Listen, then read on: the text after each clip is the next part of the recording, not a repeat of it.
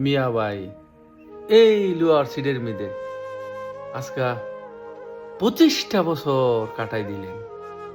আপনি ভাবতাছেন আর বিদেশ করুন না। যখনই ভাইবা বাড়িতে ফোন দিছেন, আপনার আব্বা বলতেছে, বাবা রে, বিদেশ থেকে দেশ হয়ে কি কইরা খাইবি? ওই যে 18 বছর আগে বিদেশ আইছিলেন। আজকে আপনার বয়স 55 বছরের কাছাকাছি। শরীর আর চলে না, দাড়ি চুল সব সাদা হয়ে গেছে গা। এখন বাড়িতে যাইতে পরিবার আপনারে বাধা দেয়। আপনিও মনে মনে ভাবতাছেন, দেশে গিয়ে কি কইরা খামো, আমার কাছে তো টাকা নাই।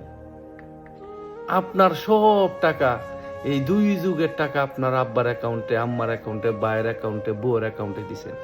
এখন হিসাব করে দেখেন, সব টাকা পরিবারের পিছে খরচ করছে। কি বিদেশ করলেন মিয়া ভাই? কার জন্য করলেন? আহা,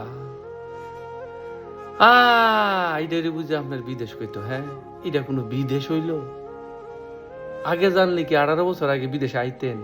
জীবন আইতেন না। যারা ভিডিওটা দেখতাছেন নতুন প্রবাসী হয়ে থাকলে শিক্ষা নিয়েন।